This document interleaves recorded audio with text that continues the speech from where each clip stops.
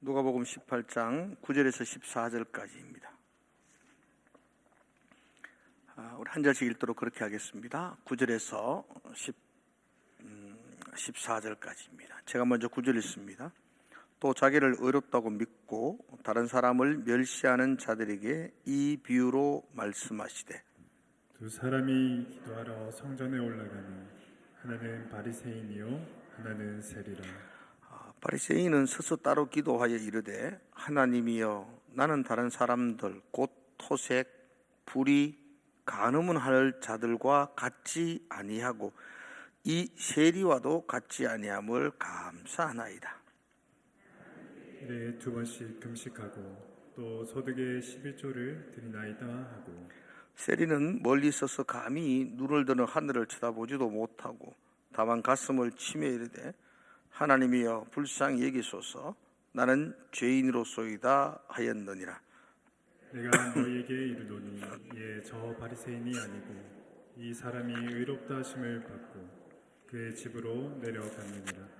무릇 자기를 높이는 자는 낮아지고 자기를 낮추는 자는 높아지리라 하시니라. 아멘.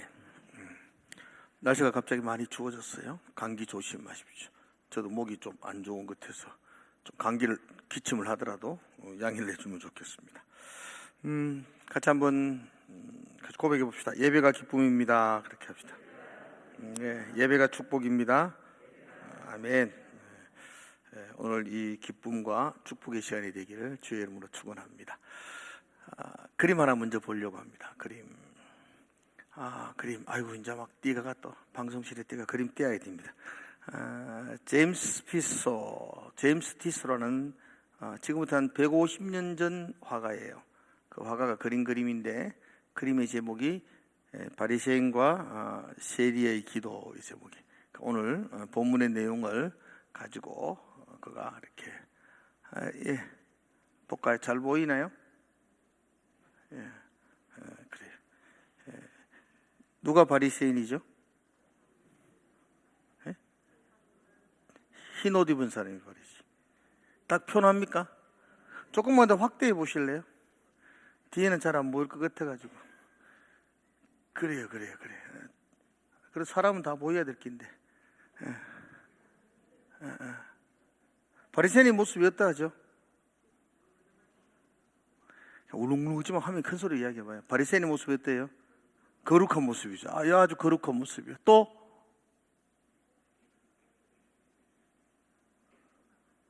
그렇죠. 조금만 더 크게 자신만만한 모습이에요. 그러니까 아주 자신만만하게 당당하게 기도하는 모습이에요. 성전에 와서 하나님 앞에 아주 고개를 하늘로 향하여 들고 당당하게. 바리새인 발 한 비춰볼래요? 밑에 발 좀 이렇게 조금만 밑으로 밀어주시면. 바쁘다, 바빠. 그 그렇지. 밑에 이래 좀 이렇게 들고 있죠. 좀 이래 뒤꿈치를 좀 들고 있죠. 이렇게 왜 계속 있는 모르겠다 맞습니다. 하여튼 당당하고 어디 꿀릴 게 없는 모습. 세리의 모습은 어떻죠? 세리의 모습 좀 보여요. 이렇게 발만 보지 말고. 그렇지. 됐다. 요 정도. 오케이, 잘했어요. 세리의 모습은 좀 어때요? 고개를 푹 숙이고 있죠. 또 가슴을, 그렇죠? 어느 손이고, 오른손으로 고개를 숙이고 왼손으로 가슴을 쥐어짜는. 가슴을 때리는 것은 극심한 그 슬픔, 애통함을 표현하는 방법이에요. 극도로 내가 지금 너무너무 슬프다, 이런 의미를 표현하고 있죠. 이 화가의 그림 중에 독특한 게 아까 우리 바리새인의 발을 봤는데 세리의 발을 보니까 세리의 발이 보여요? 어이구, 좋다. 예. 이상한 점 뭐죠? 한쪽은 신발을 신었죠. 한쪽은 발을 벗었죠. 저기 계단처럼 보이지 않나요? 그렇죠. 이 그림을 누가 저한테 해석해 준 사람 없었습니다. 제가 그냥 보고 해석하는 겁니다. 그렇게 꼭 맞는 건 아닙니다. 한쪽은 계단처럼 생겼는데 그 계단이 어쩜 이래 성전에 올라가는 듯한, 성전에 들어가는 계단인데 거기는 감히 신발을 신고 못 올라가서 자기의 신발을 벗고 갈까 말까 굉장히 망설이고 있는 모습, 주저하는 모습. 이게 바리새인과 세리, 그러니까 제임스 티스라는 화가가 이런 성경 속에 있는 그림들을 많이 그렸는데 그 중에 하나가 이 바리새인과 세리의 기도 그림입니다. 굉장히 성경을 잘 고찰하고 성경의 핵심을 잘 이렇게 살펴서 그렸던 그림 같아요. 다만 한 가지 오류가 있다면 바리새인도 그렇고 세리도 그렇고 성전의 건물 안으로는 못 들어옵니다. 지금 성전 안 긋잖아요, 그죠? 근데 그 안에는 들어올 수가 없어요. 바리새인 제사장 외에는 못 들어와요. 그러니까 아마도 성전 뜰에서 기도했다 그렇게 볼 수 있지만 그런 잠깐 오류가 있지만 그러나 기도하는 자의 태도와 자세, 그 모습은 성경에 말하는 것을 그대로 잘 전달해주고 있다라는 생각을 가지게 됩니다. 오늘 본문은 예수님의 비유입니다. 비유는 진리의 말씀을 쉬운 예화로 풀어서 설교한 것을 예화 이렇게 말합니다. 그럼 예화가 쉬워야 될까요? 어려워야 될까요? 쉬워야 됩니다. 여러분 쉬워요? 어려워요? 어려워요. 쉬워야 되는데 어려운 이유는 시간이 2000년이 지났잖아요. 그 2000년 전의 상황과 지금 상황이 같을 수가 없으니까 우리의 상황에서 이 본문을 보니까 해석이 잘 안 되는 경우도 있다. 그래서 어렵고요. 문화가 달라요. 중동 팔레스타인 문화와 한국에서 어릴 때부터 자랐던 사람들, 그죠? 근데 여러분들이 그 문화를 이해하고 성경을 올바르게 해석한다는 것이 좀 어렵고요.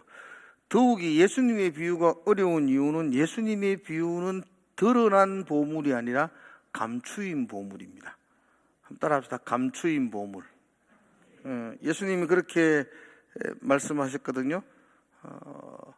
왜 이렇게 비유로 말씀하십니까? 라고 제자들이 물으니까 너희에게는 드러났지만 저들에게는 감추기 위함이다. 그래서 저들은 듣기는 들어도 깨닫지 못하고 보기는 보아도 알지 못하게 될 것이다.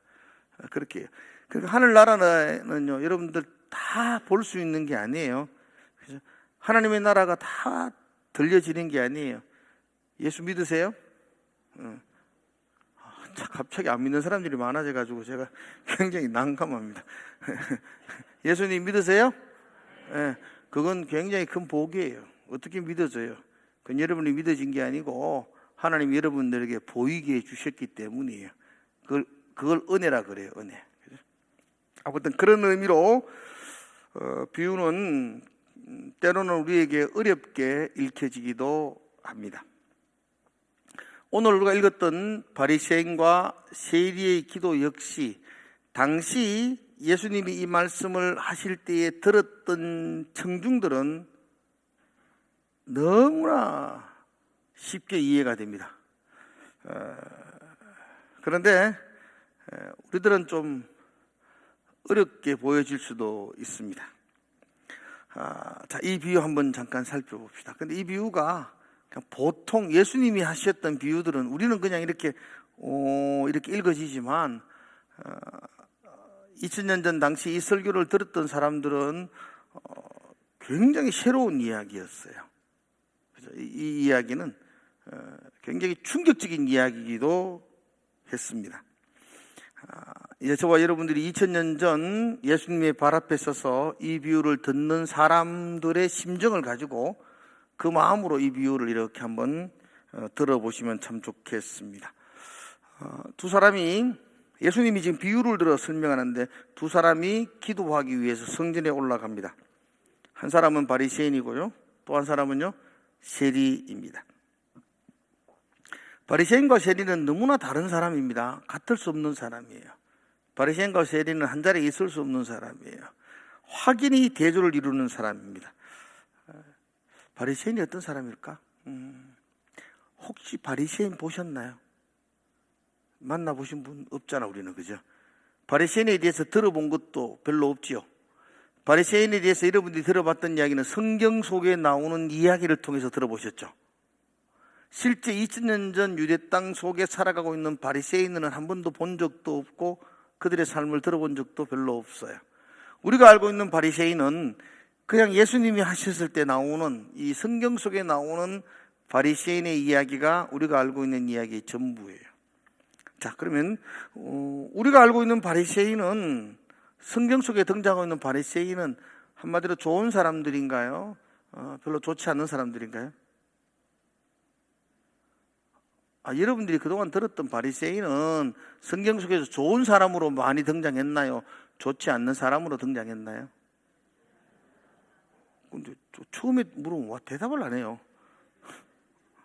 좋지 않는 사람으로 많이 등장했습니다.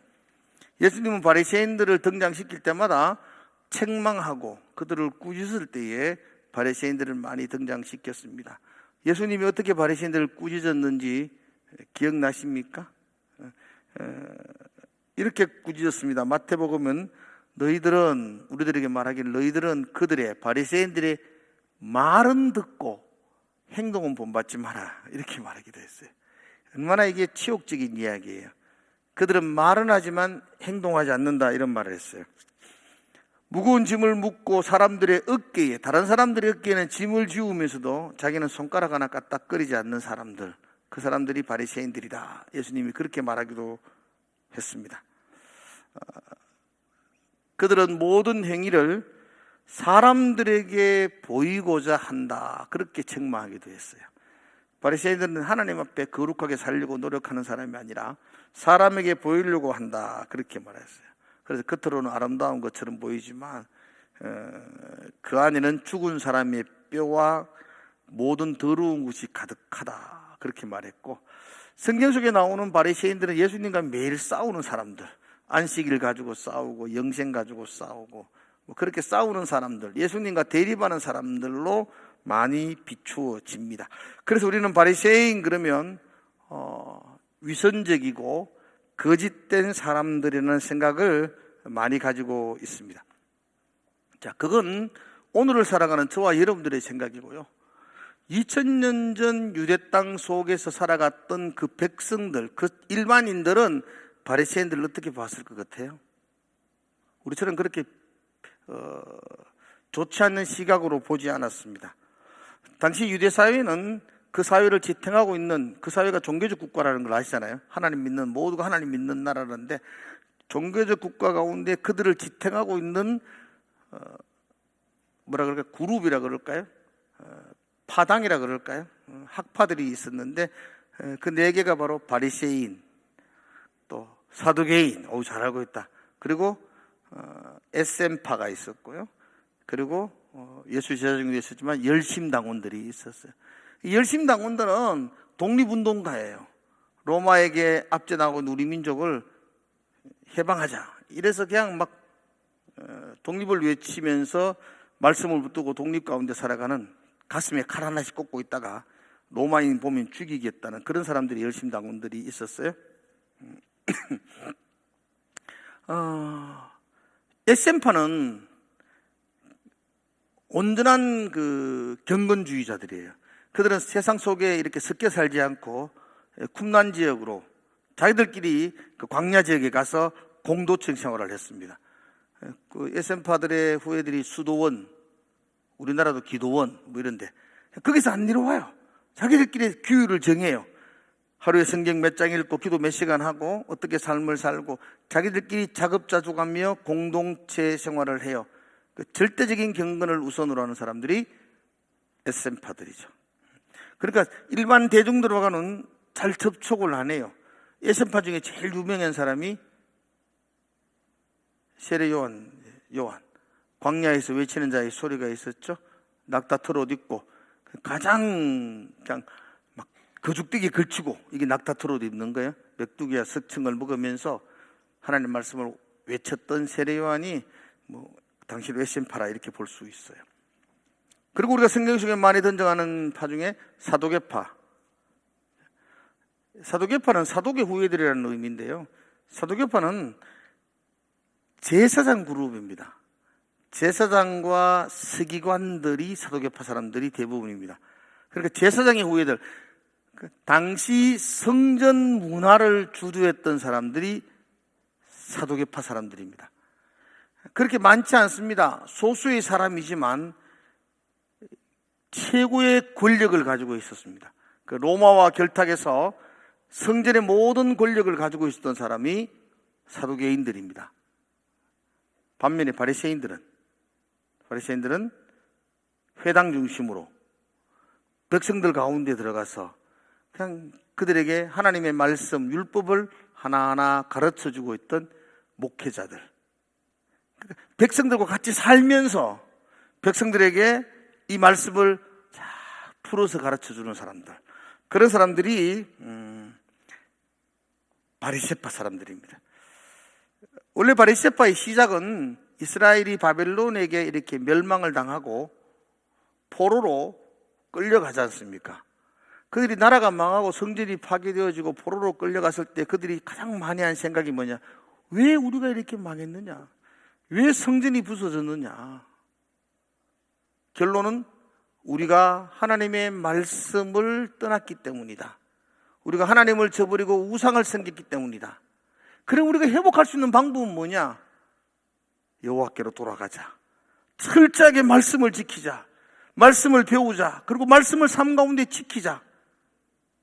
이렇게 해서 회당을 짓고 시작한 사람들이 바리새파입니다. 바리새라는 말이 구별된 자, 세상 속에서 구별되어서 하나님의 말씀을 삶 가운데 살며 지켰던 사람이 바로 바리새파 사람들입니다. 그러기에 당시 일반 백성들에게는 바리새파는 굉장히 존경을 받습니다. 그 사람들은 칭송을 받고요, 랍비요 이렇게 높임을 받는 사람들이 바리새인들입니다. 반면에 세리는요, 세리는 우리가 한마디로 정의하면은 일제시대 때 친일파 매국노를 세리 이렇게 표현하면 됩니다.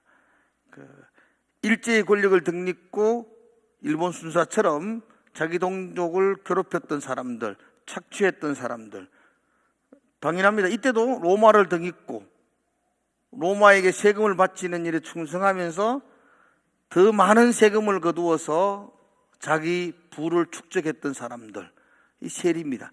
그래서 세리 중에는 다 부자입니다. 세리는 부자, 가난한 사람 없습니다. 왜냐하면 100원 거두어야 될 세금을 200원 거두어서 100원은 로마로 주고 100원은 자기 가져가고, 얼마나 많은 세금을 거두겠어요? 얼마나 많이 이렇게 착복을 하겠어요? 사람들은 다 압니다. 그래서 세리를 향하여 욕을 합니다. 그러나 그 앞에서는 욕 못 합니다. 앞에서 욕하면 세금이 올라갑니다. 그래서 뒤에서 수근거리는, 그래서 아주 죄인의 대명사, 여자는 창기, 남자는 세리, 이렇게 동등되게 취급을 했던 사람입니다. 가장 백성들에게 존경을 받는 바리새인과 가장 비난을 듣는 세리가 함께 성전에 올라갑니다. 그리고 그들은 동일하게 기도합니다. 바리새인의 기도가 11절과 12절, 세리의 기도가 13절. 자, 우리가 중요한 거니까 바리새인의 기도를 한번 읽어봅시다. 11절과 12절을 한 음성으로 같이 읽겠습니다. 시작. 바리새인은 서서 따로 기도하여 이르되, 하나님이여, 나는 다른 사람들 곧 토색, 불의, 간음을 하는 자들과 같지 않으 이 세리야도 같지 아니함을 감사하나이다. 나는 일회에 2번씩 금식하고 또 소득의 11조를 드리나이다 하고. 바리새인의 기도입니다. 세리의 기도 한번 읽어봅시다. 세리의 기도도 간단합니다. 세리의 기도는 한 절입니다. 13절 시작. 세리는 멀리 있어서 감히 눈을 들어 하늘을 쳐다보지도 못하고 다만 가슴을 치며 이르되, 하나님이여 불쌍히 여기소서, 나는 죄인으로소이다 하였느니라. 이상한 점이 있나요? 별로 이상한 점 없습니다. 바리새인은 바리새인처럼 기도했고 세리는 세리처럼 기도합니다. 그들의 기도를 통해서 우리는 뭐가 있어? 왜 이렇게 기도해? 이렇게 트집을 잡을 만한 게 없습니다. 그런데 충격적인 것은 14절입니다. 14절. 예수님이 말씀합니다.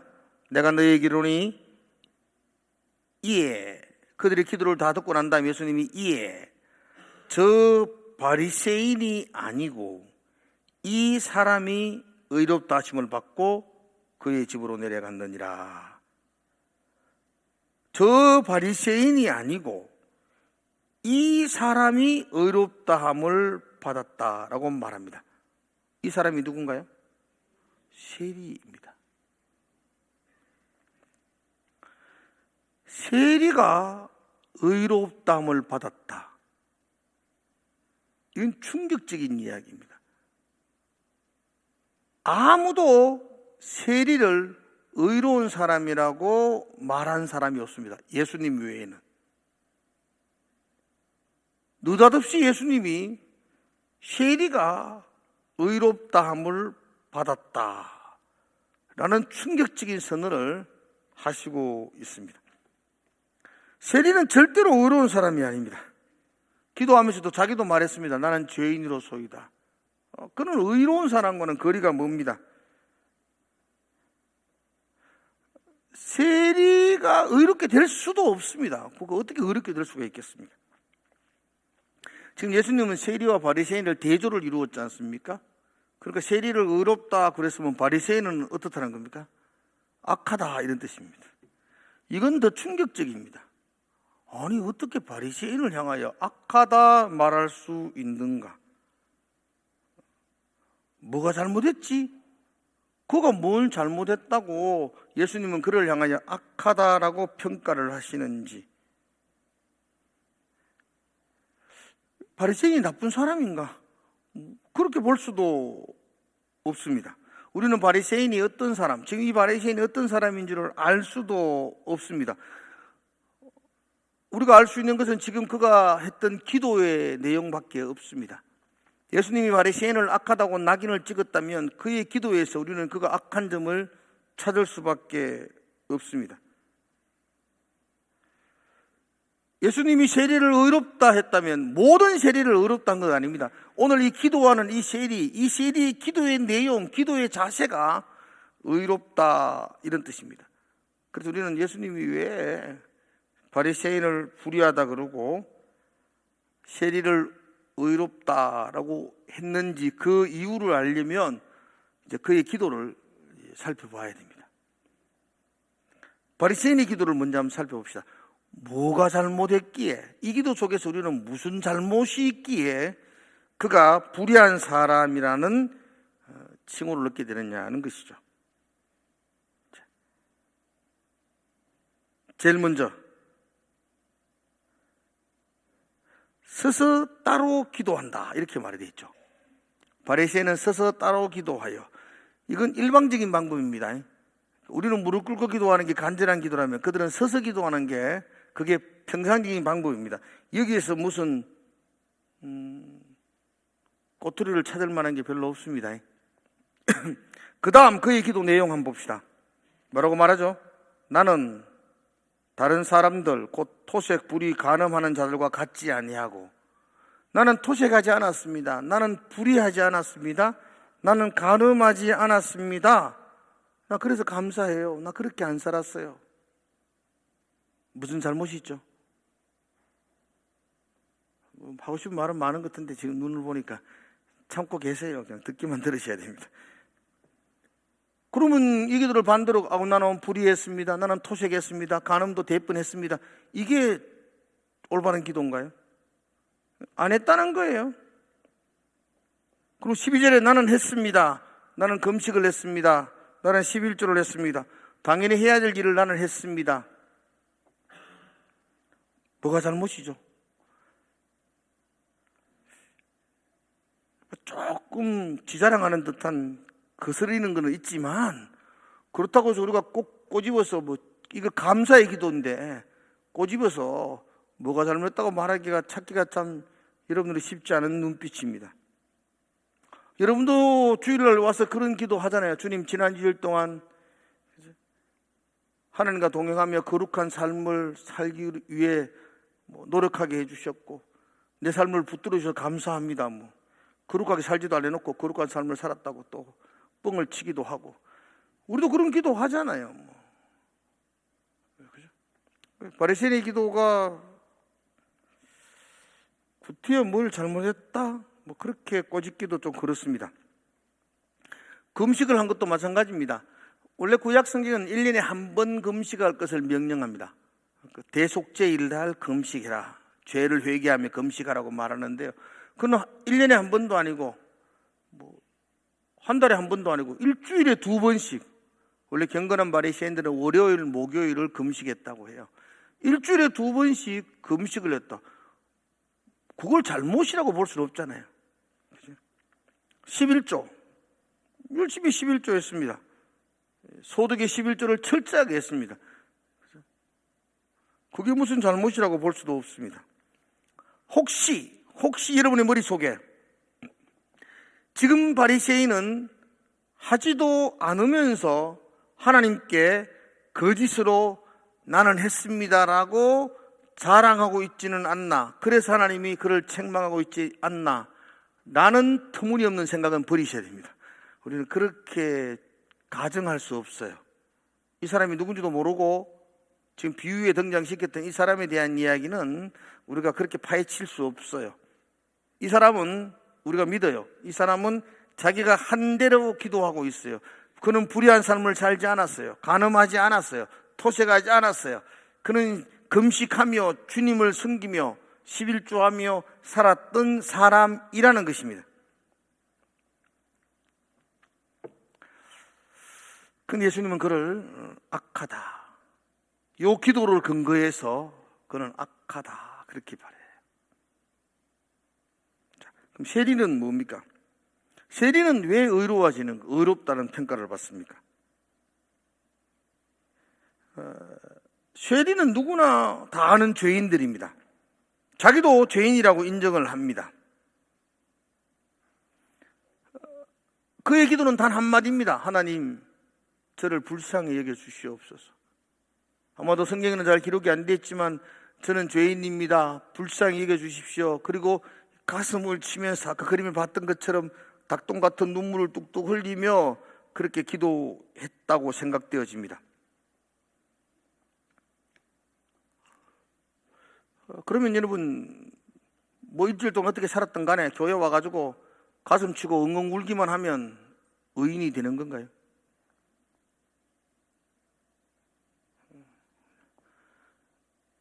간음하지 않고 불의하지 않고 토색하지 않고 11조하고 금식하면서 하나님 앞에서 매달렸던 바리새인은 왜 불의하다고 평가하고, 그럼 세리는 엉엉 울고 하나님께 회개했기 때문에 의롭다 이렇게 평가하는 것, 이게 올바른 평가인가 라는 생각을 가지게 됩니다.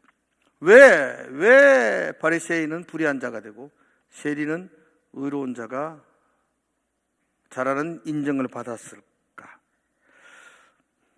이제 한번 이 본문을 제가 해석을 하면 좀 들어가 보면 좋겠습니다. 여러분들이 비유의 말씀, 성경의 말씀을 해석할 때는 제일 먼저 봐야 될 게 문맥을 보셔야 됩니다. 왜 이 말씀을 하셨는지, 이 말씀이 어디로 흘러가고 있는 것인지를 여러분들이 분명히 아셔야만이 이 말씀을 해석할 수 있습니다. 앞뒤를 잘라버리면 이 말씀은 정확히 해석할 수 없습니다. 이 말씀의 시작은 9절부터 시작되어지죠. 9절 한번 볼까요? 같이 한번 읽어봅시다. 시작. 자기를 의롭다 믿고 나를 사람을 멸시하는 자들에게 이 비유로 말씀하실 때, 자기를 의롭다고 믿고 다른 사람을 멸시하는 자들에게 이 비유로 말씀하시되, 그러면서 바리새인과 세리를 등장시켰습니다. 여러분 보세요. 스스로 난 의로워, 난 괜찮아, 저놈은 나쁜 놈이야, 이렇게 말하는 사람은 좋은 사람이요, 안 좋은 사람이요? 안 좋은 사람입니다. 그걸 악인이라 그렇게 표현합니다. 그러니까 지금 예수님은 지금 자기 스스로 나는 의롭고 다른 사람은 악하다고 생각하는 사람, 그놈은 나쁜 놈이라는 걸 말하기 위해서 두 사람의 기도를 등장시키는 거죠. 그러므로 바리새인의 기도는 자기 스스로 의롭다고 생각하고 다른 사람을 악하다고 여기는 기도라는 것입니다. 그래서 악한 자의 기도요. 악한 자의 기도니까 그 기도를 하는 바리새인을 불의한 자라고 평가하는 것입니다. 바리새인이 드린 기도 전체를 보면 온통 자기 자랑입니다. 그렇죠? 바리새인은 다른 사람은 어떻게 산다고 평가합니까? 다른 사람은 토색합니다. 다른 사람은 불의를 행합니다. 다른 사람은 간음을 합니다. 나는 그들과 같지 않습니다. 나는 그렇게 안 한다는 겁니다. 또한 율법에서 행하고 있는 금식에 대해서도 나는 과하게, 넘치게, 너무 충실하게 잘 지키고 있다는 것입니다. 11조도 나는 너무 잘하고 있다고 하나님께 이야기하고 있습니다. 바리새인의 기도의 결론은 나 잘한다, 나 잘 살고 있다, 나 칭찬받을 만하다, 자기 의에 가득 차 있는 기도입니다. 바리새인은요, 조만한 사람이라서 말은 이렇게 하고 살기는 엉망으로 살았다, 그거 아닙니다. 그렇게 살았습니다. 그렇게 살고 하나님 앞에서 나 이렇게 살았습니다, 나 이렇게 살았습니다 라고 당당하고 떳떳하게 말하고 있습니다. 아까 바리새인의 기도 장면 보셨잖아요. 위선직이 아닙니다. 얼마나 하나님 앞에서 당당한지 모릅니다. 떳떳한지 모릅니다. 나 부끄러울 곳이 없습니다. 나 한 주간 동안 주님 앞에서 열심히 살았습니다. 그럼 그렇게 이해하고 있습니다. 한마디로 말하면 자기를 의롭다고 믿는 사람입니다. 그렇다면 여러분, 정말 의롭게 살았고 자기도 의롭다고 믿고 있다면 우리는 그를 존경하고 칭찬해 줘야 된다고 생각하기도 합니다. 만약에 여러분 주변 중에 옆에 분 한번 보세요. 빨리. 일주일 동안 얼마나 의롭게 살아신 분이에요. 장로님, 너무 진짜 내가 직장에 안 가봤지만 저분은 직장에서 진짜 그리스도인 작은 예수로 그래 살았던 거예요. 그렇다면 우리가 교회에 와서 그분한테 내 인마 위선적으로 참 착하게 살려고 노력 많이 했는데 이렇게 말하는 거 아니잖아요. 잘 살았다, 너 정말 열심히 살았다, 이렇게 하는 게 당연하지 않나요?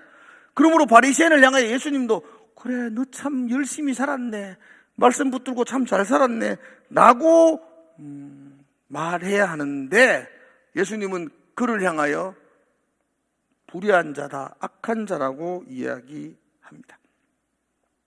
왜? 그가 엉망으로 살았기 때문에 악한 자라고 말한 게 아니었어요. 그죠? 잘 살았어요. 기도대로 자기가 살았다고 우리는 인정해 주자는 거예요. 그럼에도 불구하고 예수님은 바리새인을 향하여 이 악한 놈아 라고 말하는 데는 이유가 있을 것 아니에요. 이유가. 세리는 거짓되게 살았어요. 파렴치한 삶을 살았어요. 죄악된 삶을 살았어요. 이처럼. 그럼에도 불구하고 성경이 그 세리를 향하여 의롭다 인정함을 하는 것은 이유가 있을 것 아니에요. 그 이유가 뭐냐는 것입니다. 바리새인들의 기도 자세와 태도를 먼저 한번 봅시다. 바리새인들이, 여러분 잘 들으세요. 우리도 이렇게 하면 안 돼요. 여러분이 얼마나 잘 살았냐가 중요하지 않고, 여러분이 이런 태도로 주님 앞에 나가면 주님이 여러분 향해서도 이 악한 놈아 이렇게 말해요. 실컷 잘 살고 요거도 먹는 꼴이 돼요. 그런 사람 많습니다. 그 자세와 태도라는 겁니다. 자, 바리새인의 모습 한번 보겠습니다. 1절, 11절. 바리새인의 11절에 보면 제일 먼저 나오는 게 바리새인은 서서 따로 기도하여 이르되, 이렇게 시작합니다. 서서 따로. 따로라는 말이 무슨 말인지 아세요?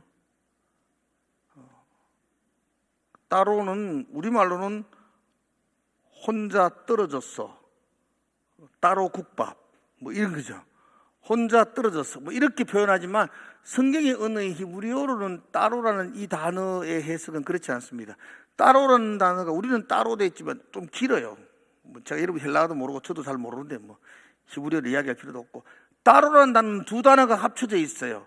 어떤 단어냐면 무엇을 향하여라는 방향을 제시해요. 그리고 어디를 향한다고? 자기를 향하여. 그러므로 따로 서서 기도하여라고 말할 때에 이 말은 자기를 향하여 기도한다 이런 뜻이에요. 바리새인은 지금 하나님 앞에서 하나님에게 기도하는 게 아니고 자기를 향하여 자기에게 기도하고 있어요.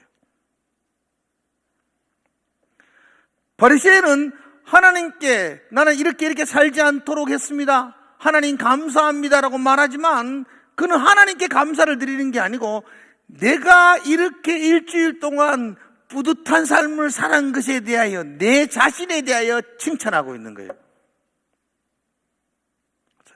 이해가 되셨습니까? 지금 바리새인은 자화자찬하고 있습니다. 내가 너무 잘 살았지요, 감사합니다, 나 이렇게 잘 살게 되어서 감사합니다, 이런 뜻으로 기도하고 있습니다. 여러분, 기도라는 건 두 가지 의미가 있어요. 하나는 하나님과의 긴밀한 대화가 기도고요, 또 하나는 나의 바람을 하나님께 아뢰는 것도 기도죠. 근데 지금 이 바리새인의 기도는요, 둘 다 없습니다. 하나님과의 대화가 없습니다. 자기 자신을 향하여 이야기하고 있는 겁니다. 자기 자신을 향하여 서서 기도하며.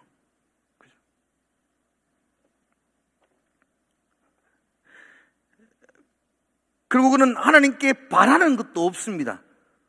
바리새인의 기도에는 바람이 없어요. 하나님을 향하여 바라는 것도 없으니까 구할 것도 없습니다. 여러분 보세요. 하나님께 원하고 바라고 구하는 게 없다는 말이 무슨 뜻인지 아세요? 여러분, 하나님께 바랄 게 있나요, 없나요, 여러분들은? 원하는 게 있나요? 여러분이 있어요. 난 하나님께 바랄 것도 없어요, 하나님께 나는 원할 것도 없어요, 하나님께 나는 기댈 것도 없어요. 이 말은 무슨 말이죠? 하나님 나 안 믿어요, 이런 뜻이에요. 하나님 안 믿는다는 겁니다. 지금 바리새인은 하나님을 향하여 하나님의 이름은 덜먹거리지만 하나님께 원하고 바라고 구하는 것도 없습니다. 그는 자기 자신을 향하여, 기도도 아닙니다, 자기 자신을 향하여 나 이렇게 살았다고 독백 같은 칭찬을 늘어놓고 있습니다. 그러니까 하나님을 의지하지 않는 자의 태도죠. 이게 불의한 겁니다. 이어서 두 번째로 다시 한번 보겠습니다. 두 번째로 가장 중요한 것은 이 바리새인은 잘 모르고 있습니다. 바리새인이 정말 모르고 있는 것 한 가지가 있습니다. 뭐냐면 어떻게 하면 우리 인간이 의로워질 수 있는지 그 방법에 대해서 전혀 모르고 있습니다. 여러분은 아시나요? 바리새인은 자기가 의롭다고 생각했나요? 악하다고 생각했나요? 의롭다고 생각했어요. 그런데 인간이 어떻게 해서 의로워지는지를 모르고 지 혼자 의롭다고 생각하는 거예요. 지 혼자. 잘못 알고 있었어요, 바리새인은. 바리새인이 하나님 나 의롭습니다라고 말했던 근거는 내가 토색하지 않았고 불의하지 않았고 간음하지 않았고 금식했고 11조 했고 내가 이런 거 안 했고 이런 거 했고 내가 잘했지요. 그러니까 나는 의롭지요. 자기 스스로 의롭다고 생각하는 거예요. 근데 여러분, 내가 하나님 말씀을 잘 지켰다, 내가 좋은 일 많이 했다, 내가 선한 삶을 살았다, 나 일주일 동안 착하게 살았다, 기도 열심히 하고 살았다, 이게 의의 근거가 될 수 없습니다. 아멘이세요? 지금도 교회 안에 내가 이렇게 살았다, 하루에 성경 10장 읽고 기도 1시간 하고 이렇게 살면 내가 의로워지는 줄 착각하는 사람들이 있어요. 이게 의의 근거가 될 수 없어요. 그죠? 누가복음 10장 강도 맞는 자의 비유할 때 말씀을 드렸죠. 한 율법 교사가 예수님께 찾아옵니다. 그리고 예수님께 물었습니다. 선생님, 내가 어찌하여 영생을 얻을 수 있습니까? 이 질문 자체가 틀렸어요. 죄송합니다. 율법학자 이래 질문해요. 내가 무엇을 하여야 영생을 얻을 수 있습니까? 무엇을 하면 영생을 얻는 것 아니에요. 한번 따라합시다. 무엇을 해서 영생을 얻는 것 아니다. 예. 성경은 우리에게 계속해서 말해요. 너는 아무것도 할 수 없는 존재라고.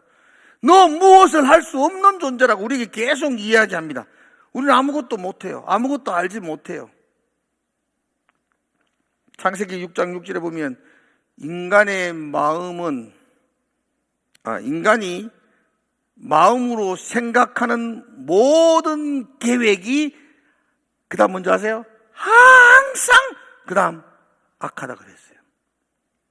지금 앉아있어서 우리는 계속 악한 생각하잖아요. 언제 끝나노 생각하잖아요. 여러분 그거 부인하지 맙시다. 우리는 모든 계획이 항상 악해요. 우리는 그런 존재예요. 그런 존재로 태어났어요. 우리는. 다윗은 시편 51편에서 내가 죄악 중에 출생하였으며 내 모친이 죄 중에 나를 잉태하였나이다. 죄의 투성입니다. 태어나서 죄 짓는 게 아니고 모태에서부터 죄인으로 태어나는 것이 우리 인생이라 그렇습니다. 그래서 바울은 로마서에서 기록된 바 의인은 하나도 없나니 아무도 의인이 없다고 말합니다. 선을 행하는 자가 없다라고 성경이 분명히 선을 했는데 자기는 선을 행했다고 자꾸 의롭다고 생각하는 것, 이게 악함입니다. 악함. 우리는 강도 만난 자입니다. 죽은 자입니다. 우리는 스스로 아무것도 할 수 없는 자입니다. 내가 살 수 있는 방법, 강도 만난 자인 내가 다시 영생을 얻는 방법은 한 가지밖에 없습니다. 선한 사마리아인 대신 예수 그리스도가 나를 찾아오셔야 됩니다. 나에게 은혜를 부어 주셔야만 합니다. 그분이 나를 붙들어 주셔야만이 내가 살 수 있고, 내가 그분의 손길에 나의 전 삶을 맡길 때만이 내가 다시 살아날 수가 있습니다.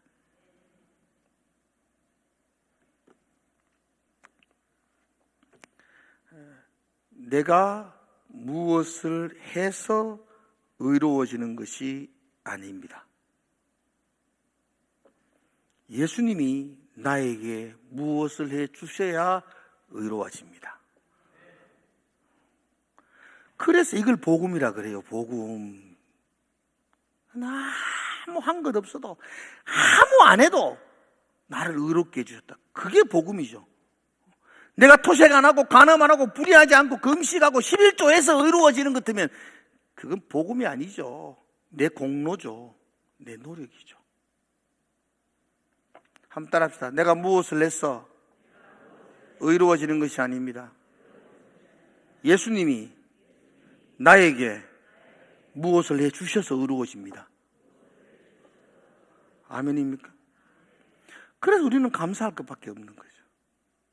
그래서 눈물로써 못 갚을 줄 알아. 못 맡게 드릴 것 없어. 그래서 그게 신앙이죠. 그게. 팀 켈러라는 지금 젊은이들에게 가장 영향을 주는 목사님이 이렇게 말했습니다. 종교는 내가 얼마나 잘했는가에 집중하지만, 세상 종교를 말합니다. 세상 종교는 내가 얼마나 선하게 살았느냐 그 길을 집중한다. 그러나 복음은 내가 얼마나 하나님을 의존했느냐에 집중한다. 참 멋있는 말이죠. 복음의 핵심은 뭐죠? 일주일 동안에 어떻게 살았느냐, 그게 안 중요하다는 건 아니에요. 그러나 그게 집중하는 것은 복음이 아니에요. 복음은 내가 일주일 동안 하나님을 얼마나 의지하며 살았느냐에 집중하는 겁니다. 내가 무엇을 해서 의로워지는 것이 아니라 예수님이 내게 무엇을 해 주셔야 내가 의로워지는 겁니다. 전적으로 부패한 우리 인간이 하나님을 의지하지 않는 것, 이게 죄입니다. 죄. 그러므로 우리가 의로워질 수 있는 유일한 방법은 하나님이 나를 의롭게 해 주셔야만 합니다. 내가 무언가를 해서가 아니요. 하나님이 나를 의롭게 해주신다는 것, 그걸 신학적으로 칭의라 그렇게 표현하고 있습니다. 바리새인의 기도를 한번 보십시오. 그건 기도도 아니죠. 자기 자신을 향한 자화자찬입니다. 기도의 내용도 뭡니까? 여러분 11절 말씀에 우리나라 성경에는 정확한 번역이 안 되어 있습니다. 하나님이여 나는 다른 사람들 곧 토색, 불의, 간음 이렇게 되어 있지만요, 원문에는 하나님 나는 토색하지 않았습니다. 나는 불의하지 않았습니다. 나는 간음하지 않았습니다. 나는 금식합니다. 나는 11조합니다. 여기 나는이라는 단어가 5번 나옵니다. 자기에게만 집중되어져 있습니다. 바리새인은 하나님 앞에 왔어도 자신이 했는 일에 나열하는 것에만 집중하고 있습니다. 우리가 분명히 고백할 것은 나의 어떠한 행위라도 나를 의롭게 할 수 없습니다. 나는 본질상 진노의 자녀이기 때문에 내게서 나오는 모든 것은 나를 의로 인도할 수 없습니다. 나에게는 선한 것이 하나도 없습니다. 나는 허물과 죄로 죽을 수밖에 없는 존재이기 때문입니다. 내가 행하는 그 어떤 것으로도, 내가 하는 그 무엇으로도 나는 의로워질 수 없습니다. 예수님이 바리새인을 향하여 너 악한 자야 라고 선언하는 이유가 바로 이것입니다. 너는 너의 행위로 의로워질 수 있다고 생각하는구나. 그것이 악한 거다. 그것이 그리스도의 십자가를 의지하지 않는 거다 라고 말하는 것입니다. 세례의 기도 한번 보십시오. 세례의 기도 길지 않습니다. 간단합니다. 세례의 기도. 세례는요, 하나님이여 불쌍히 여기소서 나는 죄인으로소이다. 뭐 다른 말 할 게 뭐 있습니까? 하나님 불쌍히 여겨주십시오. 여러분과 제가 하나님 앞에 갔을 때 할 수 있는 말이 뭐 많을 것 같습니까? 내가 이렇게 했는데요, 이렇게 살았는데요, 내가 교회에서 몇 년간 봉사했는데요, 내가 얼마나 섬겼는데요, 이런 말 할 수 있을 것 같습니까? 우리가 할 수 있는 건 한 가지입니다. 하나님 불쌍히 여겨주십시오. 나는 죄인입니다. 여기서 불쌍히 여겨주십시오라는 우리말로 번역은 불쌍히 여겨주십시오 이렇게 번역했는데요, 원래 그 헬라어 원어로 이 부분을 보면요, 이건 하나님 나와 화목해 주십시오 이런 뜻이에요. 하나님 나와 화목해 주십시오. 하나님 나를 용납해 주십시오 이 뜻이 담겨져 있어요. 그래서 세리의 기도는 단순합니다. 하나님 나와 화목해 주십시오. 하나님 나 죄인입니다. 나를 좀 용납해 주십시오 이렇게 말합니다.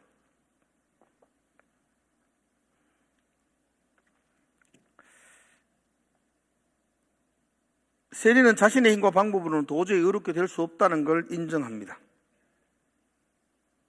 그래서 하나님이 해주셔야지 내가 의로워진다는 걸 알고 있는 겁니다. 하나님이 나와 화목해 주셔야 되고, 하나님이 나를 용납해 주셔야만이 내가 의의 자리로 들어갈 수 있다는 걸 아는 거죠. 바리새인은 나의 힘으로 들어갈 수 있다고 생각하죠. 나 이것 했습니다. 근데 그것은 들어갈 수 없는 거죠. 하나님과 원수되었던 자, 그런 우리들이 하나님의 의의자로 들어갈 수 있는 유일한 방법은 하나님이 나를 향하여 화목의 손을 내밀어 주셔야만 합니다. 그리고 하나님이 이 죄인인 나를 가슴으로 용납해 주셔야만 합니다. 내가 무슨 거창한 일을 하고, 내가 어마어마한 선을 행하고, 심지어 여러분이 주를 위해서 목숨을 버리는 순교를 한다 할지라도 그 순교가 우리를 의롭게 할 수 없습니다. 무엇을 한 것으로는 우리는 도저히 의로워질 수 없습니다. 무엇을 한 것으로 내가 의로워지고 무슨 자격을 얻을 수 있는 거라면 그건 종교입니다. 우리는 하나님이 내게 화목해 주실 때만이 의의 자리로 나아갈 수 있습니다. 죄인인 나를 하나님이 용납해 주시고 품에 안아 주실 때만이 우리는 의로워질 수 있습니다. 그래서 세리의 기도는 정확합니다. 하나님 나 죄인입니다. 나를 불쌍히 여겨 주십시오. 하나님이 나와 화목하지 않으면 내가 살 수 있는 방법이 없습니다. 하나님 나를 용납해 주십시오. 주님이 용납하지 않으면 나는 설 수 없습니다. 이게 세리의 기도였습니다. 여러분, 우리는 나에게 있는 것으로 의의 자리로, 영생의 자리로 갈 수 없습니다. 하나님이 죄인인 나를 받아주시고 나를 붙들어 화목해 주셔야만이 의인의 자리에 갈 수 있습니다. 바리새인은 그걸 몰랐죠. 그래서 그는 불의한 자라 선언을 받고 있습니다. 여러분과 제가 하나님과 화목하기를 주의 이름으로 축원합니다. 하나님께 오늘 용납해 주십시오라고 기도할 수 있기를 부탁을 드립니다. 그래야 의로운 영생으로 갈 수 있습니다. 하나님 우리에게 율법을 주셨습니다. 여러분 다 알고 있죠? 로마서의 말씀이 분명히 말했죠. 하나님 우리에게 율법을 주신 율법을 주신 목적이 뭐죠? 모르시나요? 자, 한 번 더 대답해 보세요. 여러분 이건 아셔야 돼요. 하나님이 이 성경의 말씀 하라 하지 마라, 이 성경의 모든 말씀을 율법을 우리에게 주신 목적이 뭐죠? 모르는 건지 아는 건지 내가 잘 깨닫지. 율법은요, 율법의 역할과 기능은요, 내가 죄인이라는 걸 깨닫게 해주는 거예요. 율법은요, 나의 자랑거리가 되게 하는 게 아니고요. 율법을 통해서 나는 죄인이네, 난 참 안 되네, 난 아무리 아둥바둥거려도 요 모양 요 꼴밖에 안 되네, 그걸 발견하는 게 율법입니다. 그걸 발견한 사람이 외치는 기도가 하나님 나를 불쌍히 여기소서, 그 기도입니다. 율법을 통해서 우리는 내가 죄인임을 철저하게 깨달아야 합니다. 여러분, 율법은 누가 더 잘하고 더 잘 지키고 더 선하게 살았냐를 판단하는 시험지가 아니에요. 율법은요, 누가 더 하나님을 의지하고 하나님을 붙들고 살았냐를 알려주는 시험지예요.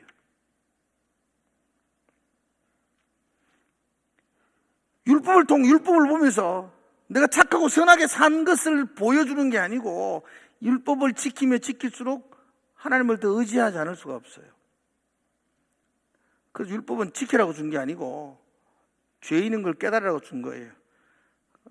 젊은 아들한테 이런 이야기하면 그럼 또 딱 뿌리에 달라듭니다. 그럼 율법 안 지켜도 되겠네요. 말씀 안 지켜도 되겠네요.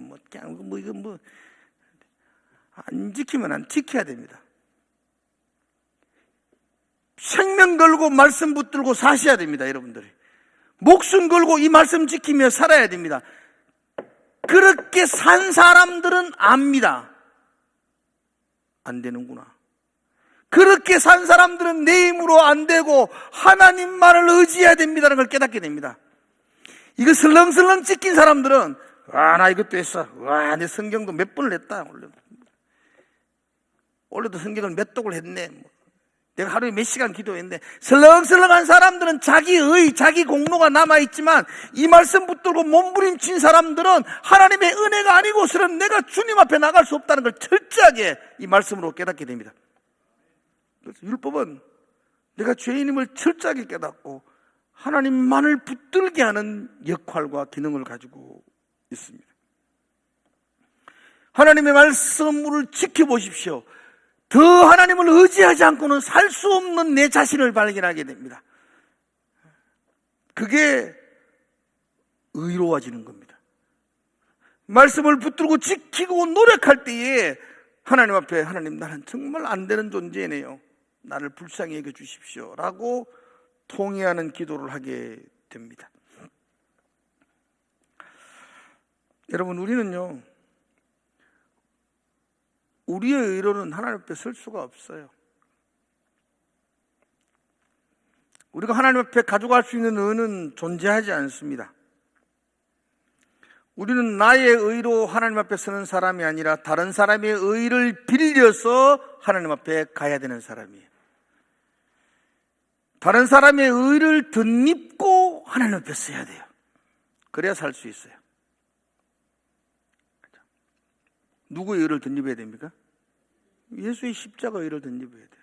여러분의 의로는 하나님 앞에 갈 수 없어요.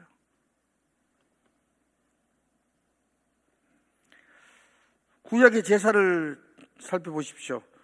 구약에는 제물로 소, 양, 제물. 제물의 가장 중요한 특징이 뭐죠? 흠 없어야 됩니다. 흠 없어요. 왜 제물이 흠 없어야 됩니까? 제물을 갖다 놓고 제사인 내가 그의 머리에 안수해야 됩니다. 내가 그의 머리에 안수하면 나의 죄가 그 양에게 전가되어집니다. 이 전가는 일방적이 아니요 상방입니다. 나의 죄는 이 양에게 전가되어지고 양의 흠 없음은 내게 전가되어지는 겁니다. 그리고 나의 죄를 짊어지고 이 양은 죽음을 당하는 겁니다. 그리고 나는 양의 의를 짊어지고 의로워지는 겁니다. 이게 제사입니다. 그죠? 내 의로는 나갈 수 없습니다. 그래서 제물에 안수를 해서 내 죄를 전가시키고 그 양의 흠 없음을 내가 덧입어야만 합니다. 이게 십자가입니다.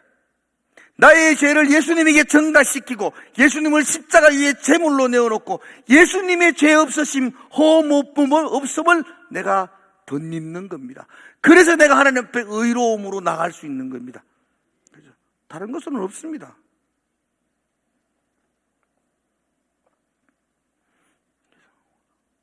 우리 모두는 죄인입니다.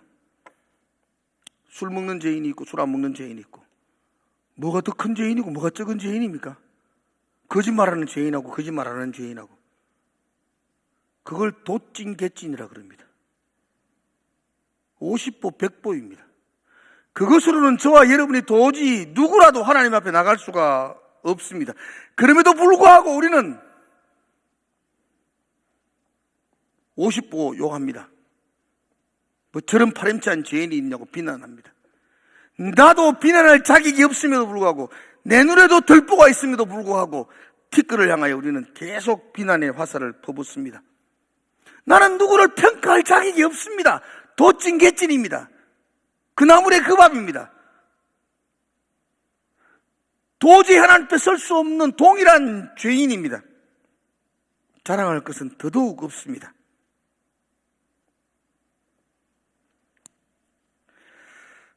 그래서 오늘 이 밤에 기도했으면 좋겠습니다. 오늘 기도할 때 여러분들이 주님, 제가 바리새인의 자리에서 내려와 세리의 자리에 서게 하옵소서, 그렇게 기도합시다. 우린 그래도 다 교회 수요일 저녁을 나오는 꽤 괜찮고 착한 사람이라고 다 생각했죠. 우리는 다 그렇게 생각하죠. 다 바리새인들입니다. 저도 그렇고.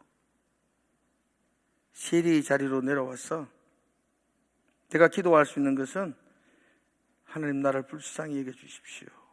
나는 죄인입니다. 그렇게 고백하셔야 됩니다. 여러분,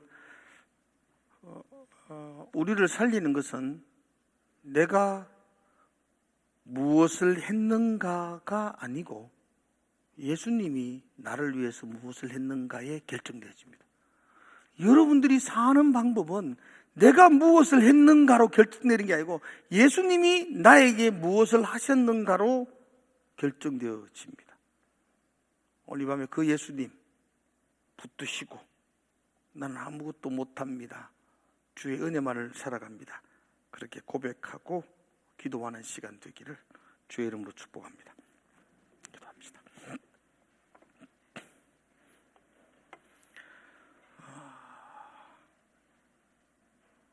바리새인의 자리에 서서 그렇게 당당하게 기도했던 우리의 모습들을 봅니다. 내 의로서는 주님 앞에 전혀 갈 수 없음을 오늘 철저하게 고백합니다. 그래서 하나님, 나를 불쌍히 여겨 주십시오. 하나님이 나에게 화목의 손을 내밀어 주십시오. 하나님이 죄인인 나를 용납해 주십시오. 그렇게 기도하며 주 앞에 나가는 밤이 되기를 소망합니다. 주님 인도하여 주시옵소서. 예수님 이름으로 기도드리옵나이다.